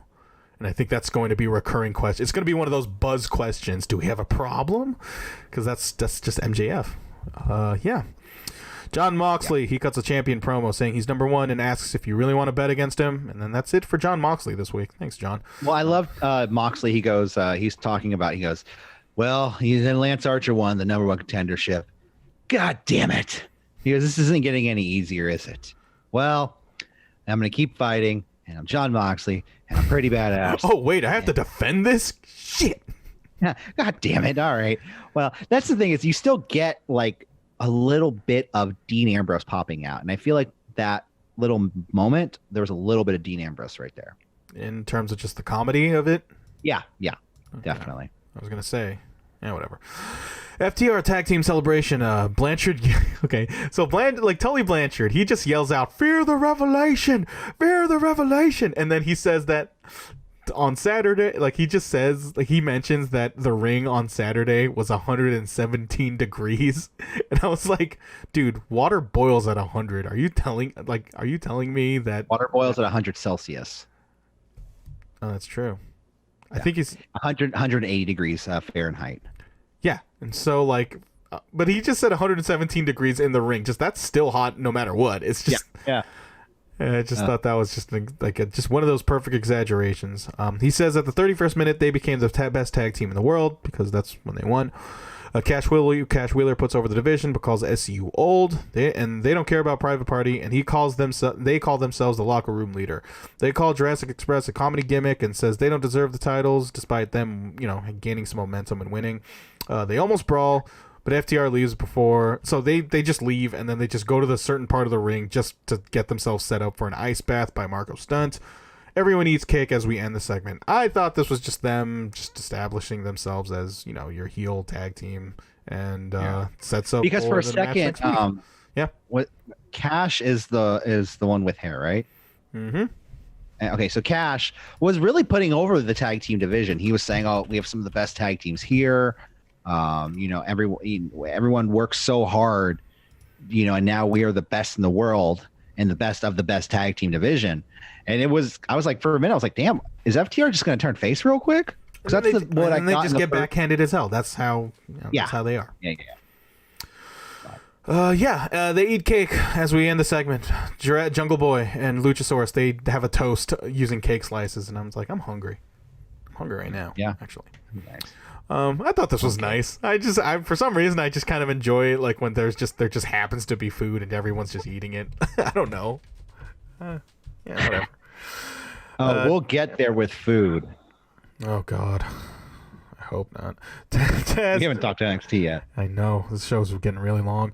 Taz joins the table as he recaps the Darby Allin elimination without actually showing it because, God damn it, it's a TV 14 look, show. Darby Allin, he's gonna be coming here. So they do the Ricky. He's coming. It's great. So they do the Ricky Starks.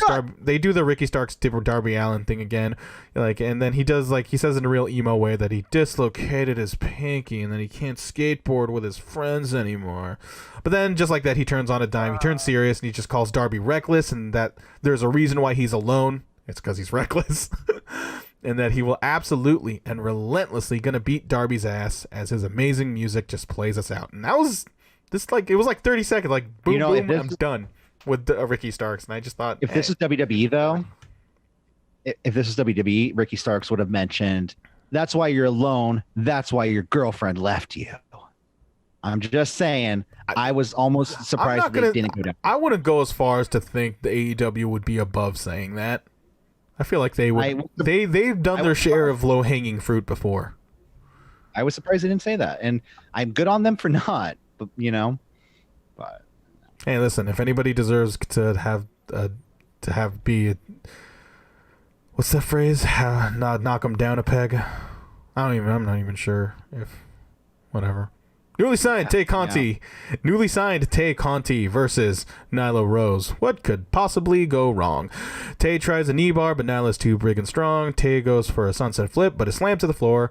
And then at this point, they just said like, wait a minute, breaking news. Bucks are fined $5,000 each for the assault on Alex Marvez. And I'm like, $5,000 is kind of not a lot considering like some of the fines that WWE gets nowadays. Like, didn't like Charlotte Flair get like $50,000 for?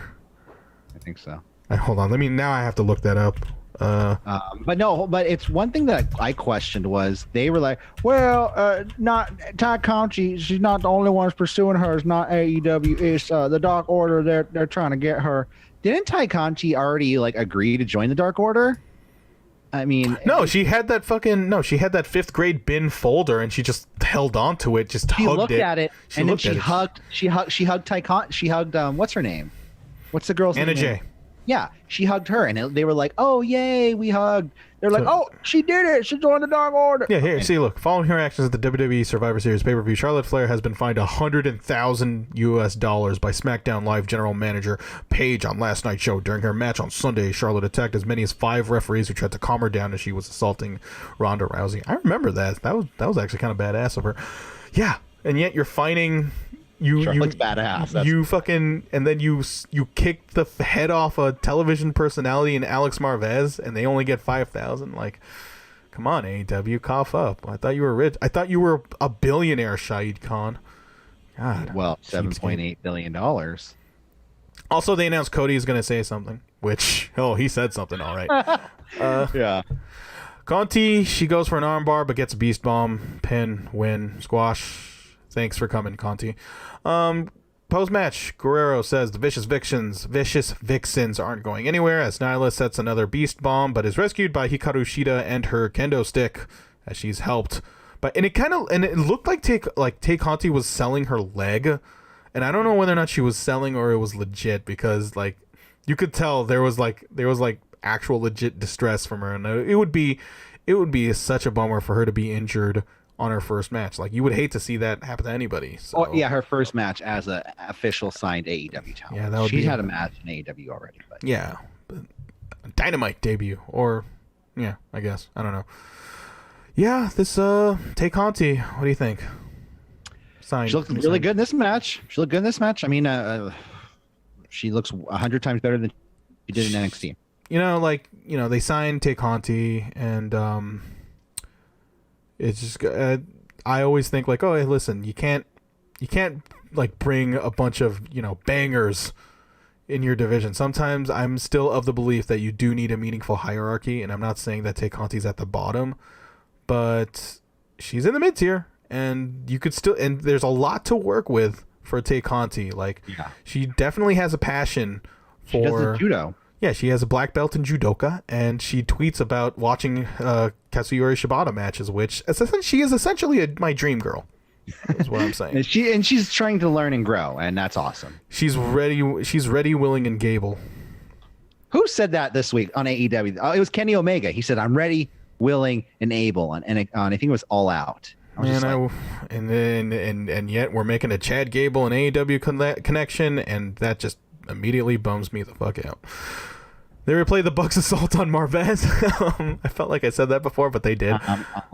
And we have a JR interview with Kenny Omega. You had Tony with Hangman Adam Page, and now you have JR with Kenny Omega. This is, poetry. JR asks Omega how he has processed Saturday. Omega says, you win belts, you lose belts, it happens. He says there was something there with Page as he was directionless in the company. Omega referring to himself, because he was supposed to be the face of AEW.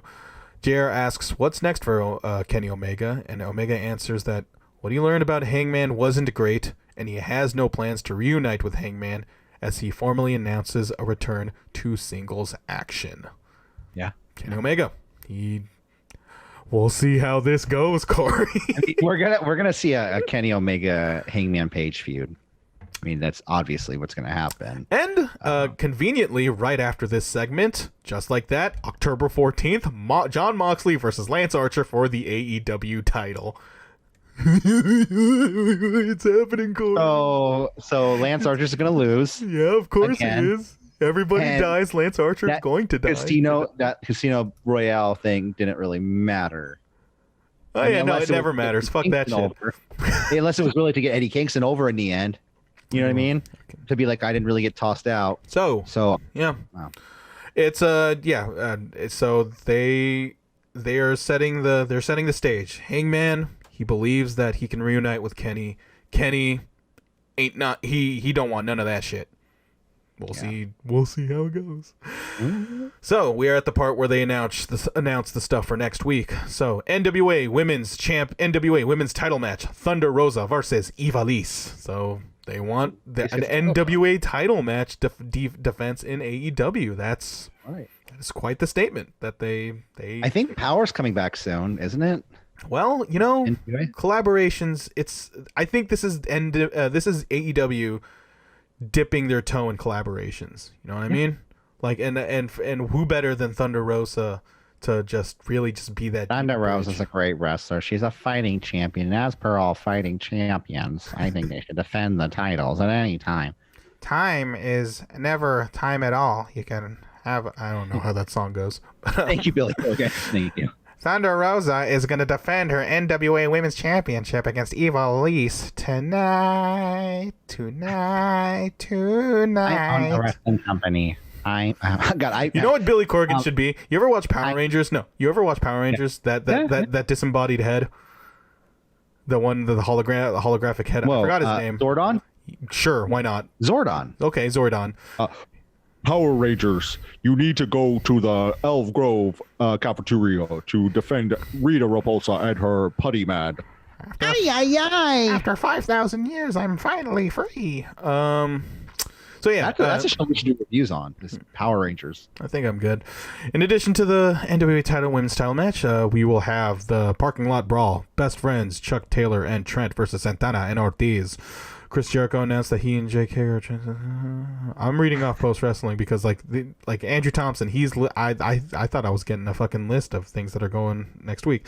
So Private Party. Okay. Chris Jericho, Jake Hager, they face Private Party. Jungle Boy and Luchasaurus, they are set to go up against FTR, and if they can score a victory, they'll get shot at the tag titles. Oh, which was the main takeaway from that party, by the way. Okay. Yeah. And then next week, MJF will have a promo segment, and Adam Page is facing Frankie Kazarian in a singles competition. So, yeah, on top of the October 14th, that's a ways away. But then, in thinking that it's a ways away, it's next week. It's not next week, but I know what you mean. Yeah. Main event time, Brody Lee versus Dustin Rhodes. We are about an hour 26 here. Shit. The second Brody turns his back. Hey, this was a loaded show, Corey. This was a very loaded show. You know what? We've been used to these split B shows, and we can't get used to that. We have to get used to these full B shows. Yeah. I got to say the main event. Main event, Brody Lee versus Dustin Rhodes. The second Brody turns his back, Dustin attacks Brody immediately, just out of rage. He takes out members of the Dark Order as the match officially begins with Dustin in control. Throughout the match, they keep pimping Cody's gigantic announcement after the show, after the match goes on. Sounds like it's going to be a big deal. Yeah. Oh, God. These two go exactly... these two... They do exactly what you want out of a match between the both of them. Like, I use this term a lot that maybe don't warrant it that much, but like despite the beginning, I thought this was a meat and potatoes ass match. Dustin whips out a crazy looking Hurricane Rana. Party serving. Yeah. He gives Brody a pile driver. John Silver comes in for the distraction. A number of near falls for Brody. Eventually, he gets the discus lariat for the pin and win. Title retains. And still. TNT champion Brody Lee. Post-match, Dark Order brings out QT Marshall's dead body, kicks Dustin in the nuts for good measure. Brody makes it a point that he still hates Colt, but Uno comforts Cabana as Dark Order stands tall and celebrates. This match, great. I like this. Why do I feel like Evil Uno is like the Butters of the group from South Park? Just like, there, it's all right, buddy. You come with me, Colt. I wouldn't necessarily call him the Butters. I would necessarily call him like... Who's the guy? He's the good cop, is what. Like the mediator? Right? Yeah, he's the good guy. But then Uno would find ways to throw people under the bus. Well, yeah, but they're trying to. Hey, Corey, you know what? Evil Uno is Evil Uno. Yeah, he's really good on Twitter too. He's good on Twitch. He might be up for best Twitter account of the year for a CWRE this year. I thought it was best social media, which is pretty much best Twitter account. So yeah, they celebrate. That ends the show. I thought that match was great, but Corey, that's not over. No, AEW wrestler. So Cody, he comes out in this weird-looking warehouse, and he says, "I have devised a structure. I have devised a show that shows people all these talents." And I just thought, like, is this going to be an announcement for the second show? But it was an announcement for a show, all right. It was an announcement for something called the Go Big Show, so it is a talent, and so it pretty much is just. This is the reason why Cody's gone, by the way, because he's off filming this Go Big show where it's a talent show in which Cody's a judge alongside Rosario Dawson and Snoop Dogg and some other people. And I just thought this was I could not stop laughing. I really could not stop laughing. Okay, I know we don't know much about it. It's nothing. It's nothing. It's just Cody Rhodes just being there. I know it's nothing. But is this produced by AEW? Is this produced by? It is one of those shows. It's one of those many shows that you see. It's on TBS. It's like it's Hot Ones. It's the Misery Index. No. It's one of those. Shoot wise. Is this produced by the same people? It's just a side thing. It's a side thing. And they just wanted to use Cody, and I think honestly, it's kind of cool to see what Warner Media execs kind of view AEW as a product. You know what I mean? Like it just shows they kind of have a little bit of respect, maybe even say a tremendous amount of respect for the AEW brand. And you kind of need that. You kind of need that relationship to be, very well, because they are TNT is AEW's lifeblood, quite literally. Like you said, Tony Khan said it himself. There would be no AEW without Kevin Riley. So I actually got some. I pulled up some news on this from Variety. So Brett Kirshner is going to be hosting it. The comedian. Who is that guy? The guy who takes off his shirt. Okay. The big fat white guy who takes off his shirt. He looks like some douchebag. You don't have to explain anymore. No, I do. It was announced Wednesdays on TNT, TBS, and True TV, making 3 networks the first roadblock announcement. The Go Big Show celebrates the most extreme of talents, including monster truck races, alligator training, and stunt archery, as contestants compete against each other for a grand prize of $100,000. What if someone just has like a wrestling ring and they just wrestle a match? Yeah. Cody's like, I'm gonna win this. I'm gonna wrestle a match. See, this is real wrestling. No, Cody is the judge. He just judges that wrestling match. But then it's the talent show. Is just like Rosario Dawson's like, what the fuck is this? And Snoop Dogg is like, what is this? General manager of TNT was quoted as saying, TNT, TBS, and True TV saying, we are going bigger and bolder with our unscripted lineup at TBS to provide more of the content viewers at home if they like, blah, blah, blah. He basically is like, we're doing shows that you like, so like it. So yeah, Dynamite. That was Dynamite. Again, I liked in a vacuum. I can see this being kind of a show where people. I can definitely see the argument of people thinking this is kind of a notch below. Okay. So this is my question I was asking earlier. I'm sorry.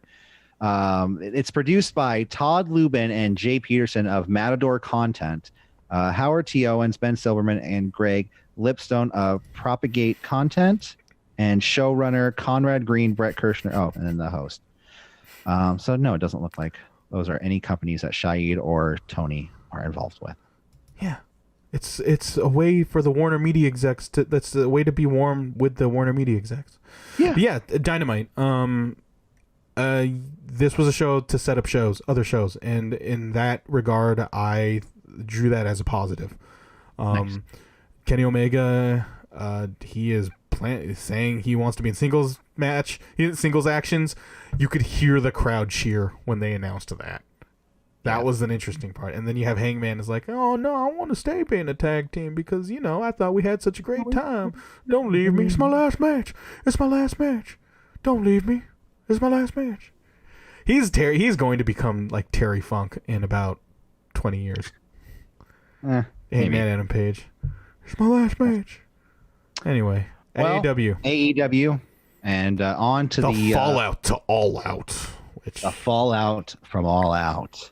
And now we go from the fallout of Super Tuesday 2, I guess, right? NXT, right? Yes. Oh, yeah. Finn Balor versus Adam Cole. They kick off the show for an NXT Championship match Because they said there would be no time limit because that would suck if there was a time like, oh, we're out of time. See you on Thunder.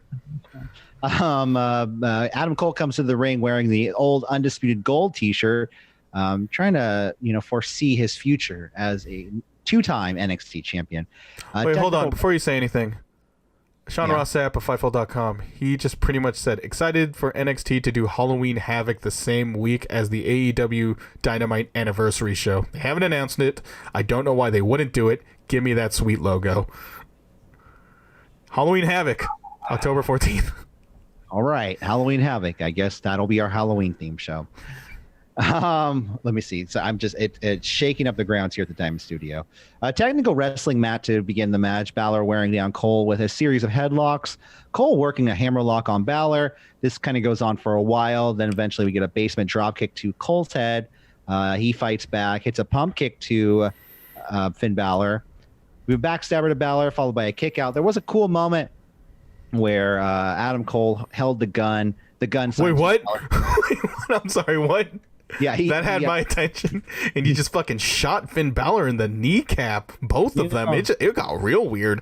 Well, that's why Balor was working the leg injury. No, he held up the gun sign to Balor's head because hey, they go back and forth with some reversals, leading to Balor hitting the sling blade on Adam Cole.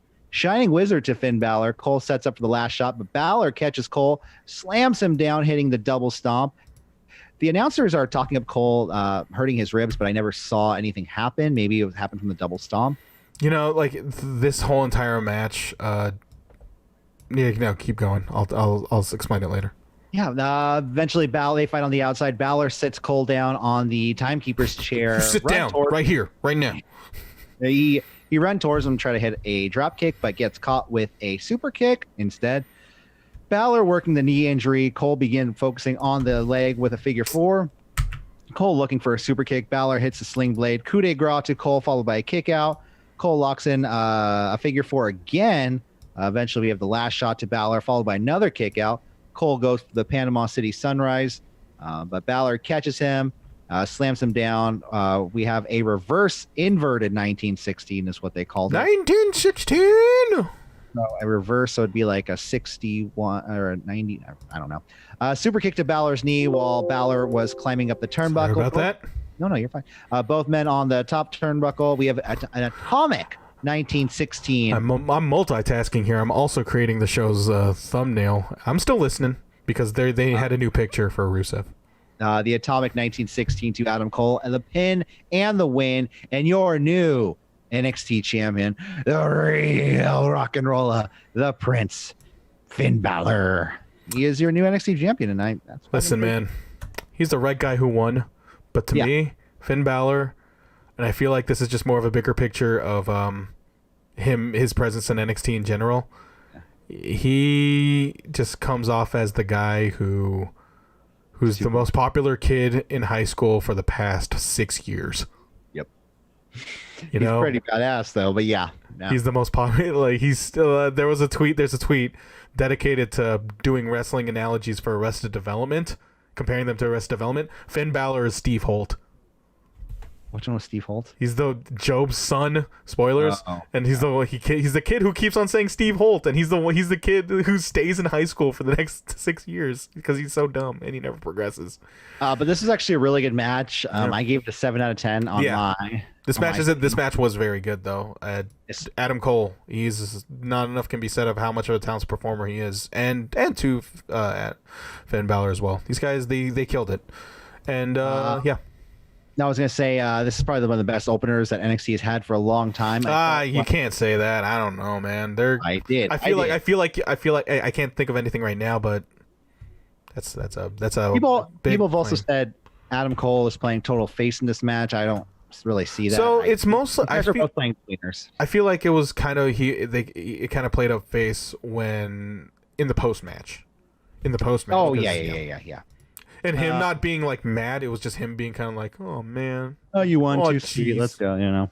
After the match, though, we had that moment where Adam Cole gives him the too sweet, and then Finn Balor goes to the giant X and poses and holds the guns up because he's Finn Balor. And the one thing I want to ask, though, is everything turned red. Is that an indication that the demon could make its return? I mean, he's he is the only face in that entire fucking promotion. Yeah, they need him as a face. Yeah. Then we cut backstage. Rhea Ripley says she's going to make an example of Martinez, and I guess they are calling this match the Battle of the Badasses. We're badasses. Here, let's go. Let's go, Sturgis. Finn Balor, he's backstage being congratulated by everyone. And this is when Cole gave him the too sweet. He's like, hey, man, too sweet. He's like, oh, thanks. And he gets his side plates on, and Triple H says, there you go, son. Adam Cole goes, thank you, Daddy. You never called me son. I'm sure and then he's called him son plenty of times. Yeah. We have Robert Stone backstage trying to destroy Shotzi Blackheart's tank. Shotzi, though, defends her property. I mean, he finds the tank just sitting off to the side. She punches him.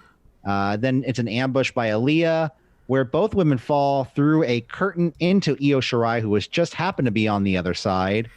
Tough luck. Io beats down on Aaliyah in the ring. Robert tries to hit Io off the top rope, but Shotzi pushes her out of the way. Every time you say Io, it gets me thinking about Captain EO. Captain EO? That's the Michael Jackson space Disney movie. Oh, the 3D movie? Yeah. Shotzi punches Robert Stone. Eventually they hit, they don't hit stereo dives. They hit what I called multiple mono dives to Aaliyah and Robert Stone because they kind of did it at their own pace. I know that's a audio person joke. Afterwards, okay, you're a video guy. What does that mean, Corey? You don't think I can? Hey, listen. Your audio is from a bunk ass Zoom call while I'm getting the best of the best in this Blue Yeti. All right. You know what? The feeling's mutual. I know. In the podcast version, I sound like I'm from a bunk ass Zoom call as well. I'm sorry. So after the match, both women pose. For some reason, Shotzi grabs the title but plays keep away with Io Shirai. Okay. Shotzi just all of a sudden felt a little heelish and was like, did you see Shotzi's Instagram post about no. Io Shirai? She just says, hurt me, Io. Hurt me. Well, because Io says out loud, she goes, don't make me hurt you. Oh, okay. Really? Okay. Yeah, so Io did start it. Then we cut back, we go to a commercial break, and it's Keeping Up with the Garganos. With their lamp with LED lights. Who the fuck would install LED lights in their room? Shaking my head. I'm blocking them out. No, but let's see. Candice tells Johnny. Johnny is totally against Candice speaking with Tegan Nox. But Tegan says, I need this friendship. Johnny opens the door. Tegan comes in, and Tegan is wearing a Bull Nakano t-shirt, which I thought because she's cool, Corey. She knows a thing or two about wrestling. Give her Joshi cred. Nakano, I feel Bull Nakano. I mean, that's pretty chill. Johnny, though, like I said, he's not really liking the situation at all. No, he just says, this is kind of weird. This is a bit later, but yeah. No, this is later. Yeah, so this is the part where he goes, oh, hey, Tegan, you're not just going to come in with a bunch of pizzas? Huh? She's like, oh, Johnny, I'm sorry. It was just a thing I was doing. And da-da-da-da. Yeah, he just makes it uncomfortable for her. Like that from the get-go, he just makes it uncomfortable, which is the Johnny Gargano way, apparently. Candice wants to give Nox her seat at the head of the table, and she wants to talk privately, but Johnny's just sitting there awkwardly. So, I mean, I kind of like the awkward Johnny Gargano. They're playing characters and whatever, like. I'm kind of just past the point about complaining about the direction of these two, and just whatever, man. Then we cut to Thatcher's Thatch Cam Wrestling film study. Keep going. I gotta close the window. Thatcher plays a film of Damian Priest's. Look, it's last week. He hit this move, but he left his arm dangling enough for me to lock in that move. Or look at here, his legs hanging free. I could lock in the knee bar. He says Damian Priest thinks his life is a party, or is part of a party, but it's not a party. Life's a grind. It grinds you down until you submit, which is like being in a match with me. Which I love Timothy Thatcher because he's so, how do I say it? Like meat and potatoes. He's cheesy old. Yeah, for a promo, he's meat and potatoes. He gives you exactly what you want, and he's kind of funny about it because he's playing that like. He's a purist. He's the traditionalist. You know, when you keep your feet on the ground, you're always in control. Yeah, but what do you call it? Is he wrong? Imperium has the same thing going on. Yeah, but they're European. That's what makes them interesting. Okay, there you go. They're more serious about it because they're European, I guess. Thatcher's Thatchcam Wrestling. They're setting up the match with him and Damian Priest. Looking forward to it. Two very talented individuals. Next, we have Velveteen Dream versus Adonis. I didn't get this guy's last name. Who gives a fuck, dude? Adonis got some offense in on Velveteen Dream. Well, they go back and forth with Adonis getting some offense. We have a thumb to the eyes of Adonis, Dream Valley Driver, pin, win. That's the thing. No one gave a shit. Like it's the when Velveteen Dream, and we'll get to another segment in this show was. When he came out, like there was just abject silence when the match was going on. It's like the audience was just actively rebelling his like mere presence. Like he got a lot of boos in the entrance, complete silence during the fucking match. Like when Adonis got a comeback, maybe it's been like, I know it was Tuesday, it was a long time ago, but then I don't remember them making any noise when Adonis got offense, but I definitely remember the silence when Velveteen Dream was involved. And it's just, how much longer are they willing to just get behind this guy when there's just, even within the people within your own locker room, just straight up are just at like so against him? Or maybe that's what they're going for. Maybe this is a work. I don't know. They want the audience to perceive Velveteen Dream as hated. And what are you doing, Corey? Yeah. No, sorry. It looked like you were coming in on the. I'm just checking my audio levels. Never mind. Just keep going. No, I'll keep going. I'll keep going because I'm reviewing NXT. I give this match a 5 out of 10. Besides Adonis looking good, I could see him getting some good work coming from him in the future, but we'll see. After the match, Dream has a mic but is attacked by the returning the Kush Man, Kushida. He makes his way back onto NXT TV. He actually viciously attacks Velveteen Dream, pulling Velveteen Dream's shoulder into the ring post three times. Not enough times, honestly. Hey, some would say that, and I am one of them. Breezango backstage. They have a video package. Fandango, he says his title smells like gold, baby oil, and success, and then he drops his title behind him. And he's like, oh, let me go get it. 1 second. They're funny. I don't know. They're comedy. And yeah. You don't think, and you think the NXT tag titles are above that. I really thought they were held to high regard when Imperium held them.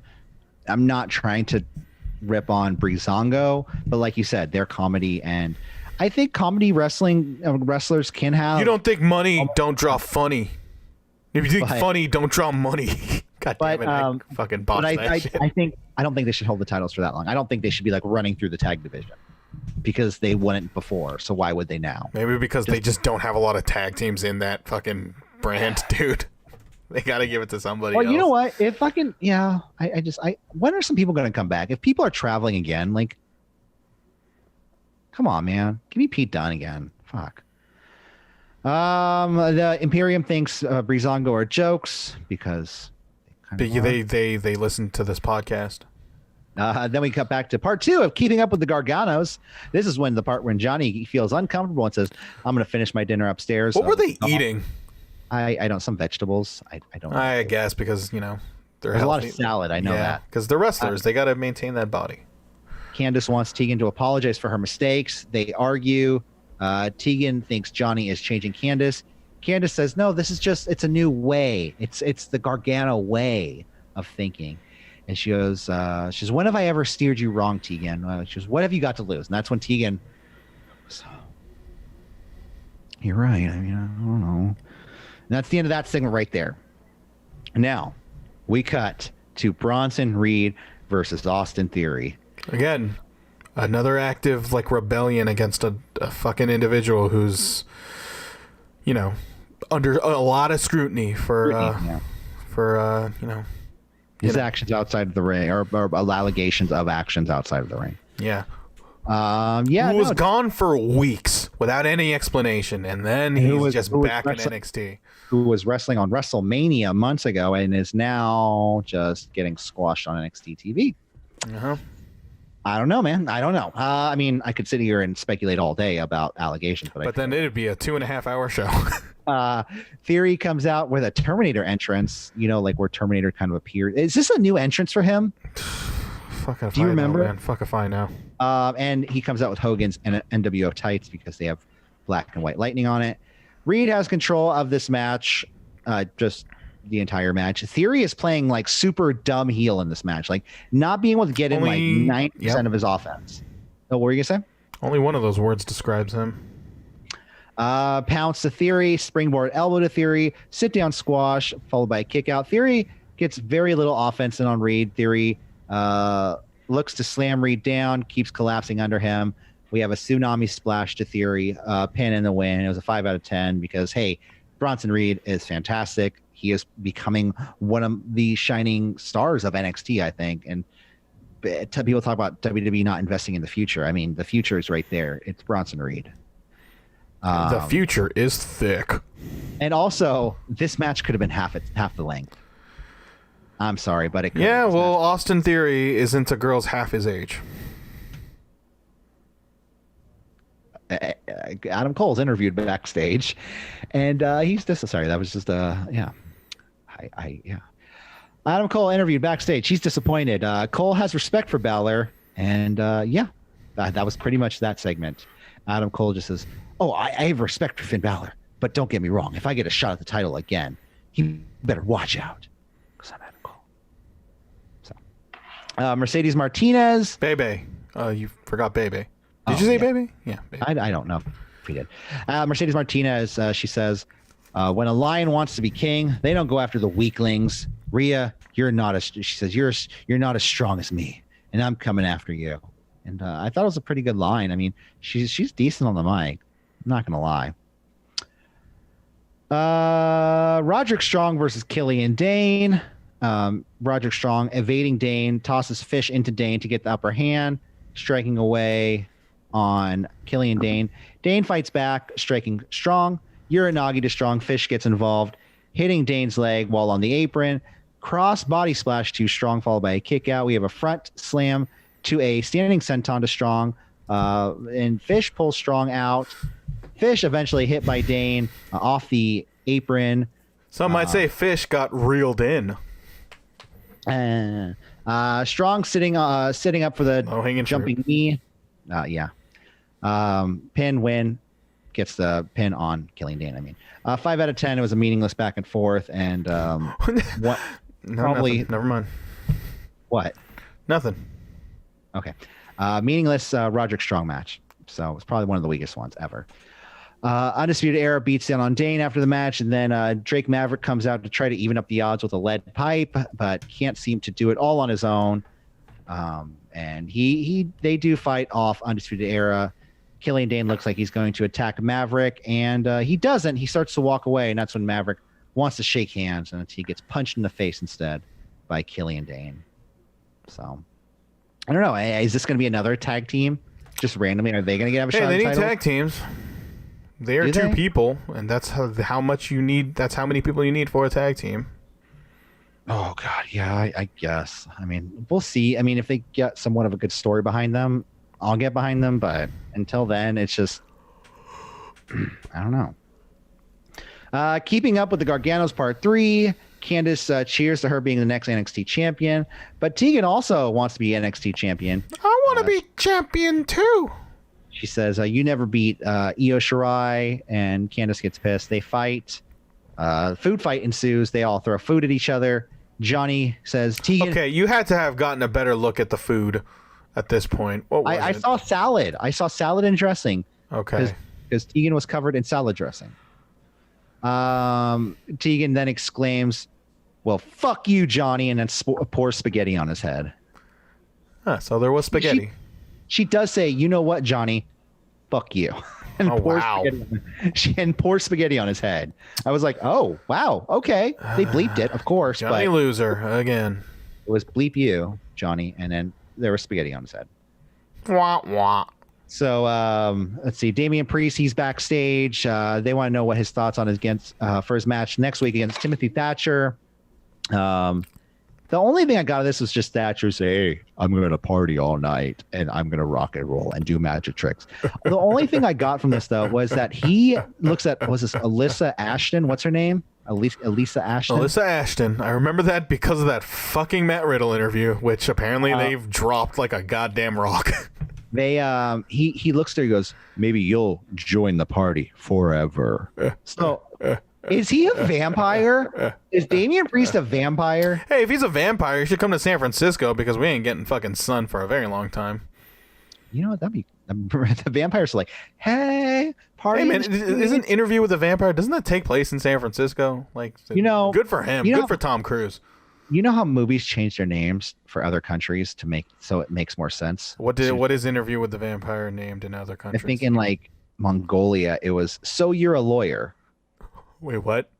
Yeah. Like, was it okay? Was it one of those things where it's a literal translation of "So You're a Lawyer"? Yeah, okay. Yeah. So it's called "So You're a Lawyer." Yeah. Okay. So not that funny. So next week for NXT, we have Timothy Thatcher versus Damian Priest for the NXT North American title, Breezango versus Imperium for the NXT Tag Team titles, and Shotzi Blackheart versus Io Shirai in a non-title match. So that's Wednesday, right?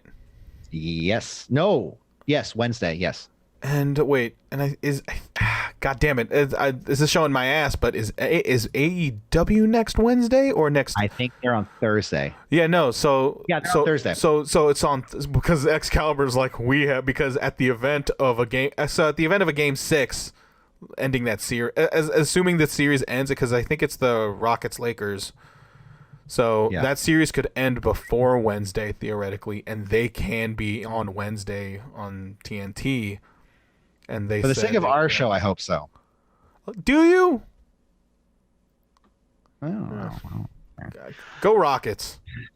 Actually, go Lakers. I don't really like the Rockets. Anyway, Lakers, but no. Doesn't Kobe play or not? Kobe. So I was going to give you some very terrible. I was going to give you some very terrible news, Corey. Yeah, LeBron plays for the Lakers. What about it? I just never liked the Lakers or LeBron, and I mean, I feel whatever. Yeah, so bad. Next week's Dynamite could air on either the 16th or the 17th. No, or the 15th. Or the 16th. Right? I don't know. 16 or 17. Yeah. You're right. So Rhea Ripley versus Mercedes Martinez for the main event in a steel cage. Mercedes Martinez comes in, throws a bunch of weapons in the ring. Ripley attacks her as she's throwing said weapons into the ring, giving Martinez a pump kick with Martinez between the cage and the cage door. Ripley puts a table in the ring, back and forth between the two women. Robert Stone ringside advising Mercedes Martinez. Then she tries to use a chair, but it's kicked out of her hands by Ripley. Power slam Ripley onto the chair. Back from break, we have a German suplex to Rhea Ripley off the top rope. And it was so cool because Mercedes Martinez was just like hanging upside down on the turnbuckle, just staring at Ripley for a good 10 seconds. It was just like this methodical, oh, damn. She kicked her ass. She didn't kick her ass. She just threw her fucking across the ring. Oh, that was badass in this Battle of the Badasses. Yeah, badass. Ripley then chucks a fucking chair at Martinez. Apparently, she didn't see what happened to Matt Hardy. I miss Morrow. Can you imagine what he would have said? How he would have said Battle of the Badasses? Yeah. I mean, You're in our thoughts, Morrow. That's the only Morrow you're going to get here. Let's see. Running drop kick to Martinez. We have a superplex to Martinez. Spinebuster to Ripley. Front face slam to Martinez. A prism trap to Martinez. Eventually, Martinez fights out of that, though, with the kendo stick. Robert Stone climbing up the cage is almost pulled in by Ripley. We have a neck breaker to Ripley off the top of the cage. Martinez sets up a table that Ripley brought into the ring from the beginning. Although Mercedes is looking for a fisherman suplex into the table, Ripley battles back and, with a series of headbutts, eventually hits the riptide on Martinez, knocking her through the table. and gets the pin and the win. And this is actually a really, really good match for both women. They're both, or as some would say, they're badass. So I don't know. I thought this was a great match. I give it a 7 out of 10. A 7 out of 10 to start and in the show. It was like an Oreo sandwich of 7s, because that's the best part of an Oreo. Wait a minute. I was gonna say, you think the best part of the Oreo is the cookie? Yeah. This is the B show. I'm out. Fight me. No. These women are some of the toughest women in pro wrestling. And that being said, I mean, come on. What can you expect from Battle of the Badasses? What do you expect? You don't see Joey Janela versus Puff or Pac, or I don't know. Now, who was that guy Puff from Dynamite? I wanted he was just a fucking dude that they wanted to misdirect people into, give them a false sense of security for the real show, which is to be a mirror. Why can't they fly us out for that? Huh? I can think of various reasons why we shouldn't be flown into other locations away from our home. Okay, real talk. If you got an email tomorrow and was like, hey, we want you to come to AEW, all these safety protocols, we want you to help us out with this, would you do it, Michael? All expense paid. No. Really? I don't think so. Oh, I would have to heavily think about it. I would probably think about it for 30 seconds and I'd go, yeah, I'll do it. I just don't think it's worth it. Yeah. Especially in the way things are shaping up to be. I just don't want to go to Florida. Hey, here's the new head of FTW, Mr. Corey Smith. And I'm gonna be complaining to Jose and how fucking awful this storyline is, and yeah. All right, well, that was the B show. That was NXT and AEW, and about does. Would you give the main event 7? 7 out of 10. It was really good. I liked it. I loved it actually. It was great. But it's not an 8 or a 9. Dude, 8 or 9. It's not there yet. I don't think I've given an 8 or a 9 yet. I've not given a 9 for sure. I'm very, very restricted of those numbers. 8, 9, and 10 are just you have to really wow me. Just saying. All right. City Wrestling Radio at CWR4. You gotta watch the video. You gotta watch the video on YouTube to see what I was doing, because you can't see me. I'm John Cena in these Zoom calls. But this person at home can see you, and they see me and my beautiful face. So they saw you, and they saw the wonderful greatness. I will check you out later, though, Michael. Let's end the show. City Wrestling Radio at CWR415, Facebook, Twitter, and Instagram.